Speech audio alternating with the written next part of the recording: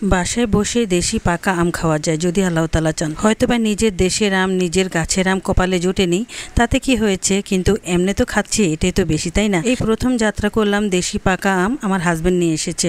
আসসালামু আলাইকুম, কেমন আছেন সবাই? আশা করি ভালো আছেন। আলহামদুলিল্লাহ, আমিও ভালো আছি। তো সকালবেলা উঠেই ভাবছি আজকে কি বানাবো। তো মনে মনে চিন্তা করে দেখলাম যে অনেক দিন হয়েছে পাতলা করে এই পরোটা খাই না, তো পাতলা করে আজকে পরোটা বানাবো। তো দোকানে অবশ্য পাতলা করেই পরোটা বানায়, তো ওগুলো যে একবারে তেলের ভিতরে দিয়ে একদম চুবিয়ে উঠায়, এই জন্যই আমার একদম ভালো লাগে না। কেমন যেন হয়ে যায়, একদমই মচমচা হয়ে ভাজা ভাজা হয়ে যায়। ওই পরোটাগুলো যখনই খাই আধা ঘন্টার ভিতরে গ্যাস্ট্রিক হাজির, মানে এত গ্যাস্ট্রিক হয়ে যায়।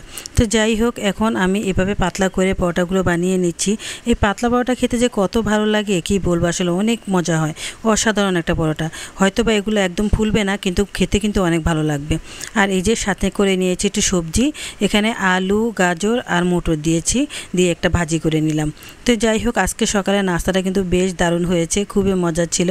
আর সাথে 1 কাপ কফি, এই যে কফি আজকে প্যাকেট বের করে নিয়ে এসেছি। তো আসল কথা হচ্ছে আজকে আমার বাসায় একদম দুধ ছিল না, আর এই জন্যই আর চা বানানো হচ্ছে না। তাই ভাবলাম চা যাতে বানানো হবে না, তাহলে একটু কফি বানিয়ে নিই। তাই কফির প্যাকেটটা খুলে নিলাম। আর এখানে কফির প্যাকেটগুলো দেখেন কত সুন্দর লাগছে, কত ভালো লাগছে। তো আমার হাজব্যান্ড নিয়ে এসেছে, ও আবার মাঝে মাঝে কফি খেতে পছন্দ করে।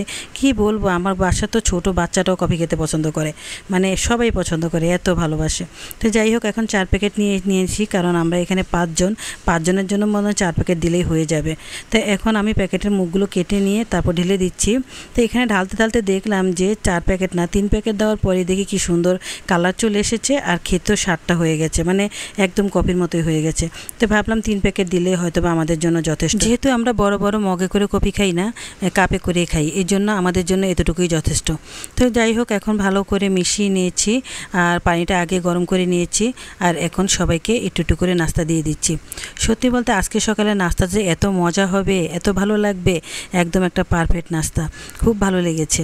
তো এখন পরোটাটা দিয়ে দিচ্ছি, আর সাথে একটু সবজি ভাজি, বাস এতটুকুই আজকের পারফেক্ট একটা নাস্তা। এই নাস্তাটা খেতে কিন্তু ভীষণ মজা হয়েছিল। আর এখানে যে সবজিগুলো দেখছেন এগুলো কিন্তু সব ফ্রোজিং সবজি, মানে আলু ছাড়া যত সবজি আছে সব কিছুই ফ্রোজিং ছিল। আমি ফ্রোজিং সবজি এই জন্যই করি যে মাঝে মাঝে যেন আমি টুকিটাকি কিছু একটা করতে সময় যাতে আমি দিতে পারি। যেমন ধরুন আজকে আলু ভাজিটা করব, তো আমি ভাবছি যে সাথে যদি একটু সবজি কিছু দেই তাহলে একটু ভালো লাগবে। বাস গাজরটাও দিয়ে দিলাম, আর এখানে মটরটাও দিয়ে দিয়েছি, দুটোটাই আমার রেডি ছিল, কোনো সমস্যা হয়নি। তো যাই হোক, এখন দুপুরবেলা, তো দুপুরবেলা বলতে 12টার মতো বাজে। এই সময় কিন্তু প্রচুর গরম হয়, এত গরম হয় খুবই বিরক্ত লাগে। এই গরমের সময় মনে হয় যেন সারাক্ষণ ফ্যানের তলায় বসে থাকি এরকম। তো যাই হোক, এখন আমার মেয়ে বলতেছে আম্মু ঘরে তো আম আছে, আব্বু আম নিয়ে এসেছে, আমগুলো তাহলে একটু কাটি খাই। তারপরে আম যখন কাটতে গিয়েছি তখন আমগুলো দেখে একদম নরম হয়ে গেছে, দেশি আম তো ওই জন্য তাড়াতাড়ি নরম হয়ে গেছে। তো এই নরম আমগুলো আসলে আমার বাচ্চারা একদমই খেতে চায় না, মানে নরমটা খেতে পারবে না ওরা শক্ত আম দিবেন সুন্দর মতো খেয়ে নেবে, কিন্তু নরম আম একদমই খায় না। তো নরম আম যখন হয় তখন আমি কি করি দেখেন, একদমই ফেলে দেই না, তখন আমি এইভাবে আমগুলোকে ব্লেন্ডারে দিয়ে দিই, সুন্দর করে চামচ দিয়ে কুচিয়ে নিয়ে ব্লেন্ডারে দিয়ে দিলাম।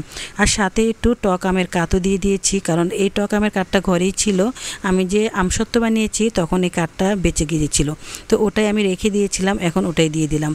আসলে খাবারের কোনো জিনিসই আমি ফেলে দিতে চাই না, যে কোনোভাবে একভাবে না একভাবে আমি এটাকে খাওয়ার জন্য মানে প্রস্তুত করে নিই। তো এটা আমার একটা অভ্যাস, আর আমার মেয়েও এখন এই একই অভ্যাস হয়ে গেছে। আর এখানে আমি বেশি করে ঠান্ডা পানি দিয়ে দিয়েছি, আর সামান্য করে একটু চিনিও দিয়েছি, কারণ চিনিটা না দিলে একদম মিষ্টি ভাবটা আসবে না, যেহেতু আমি একটু টক আমও দিয়েছি। তো এখন আমি এগুলোকে গ্লাসে ঢেলে নিচ্ছি, ব্লেন্ড করার পর দেখেন কত সুন্দর হয়েছে, একদমই ফুটিকা তো একদম পুরোপুরি হয়ে গেছে।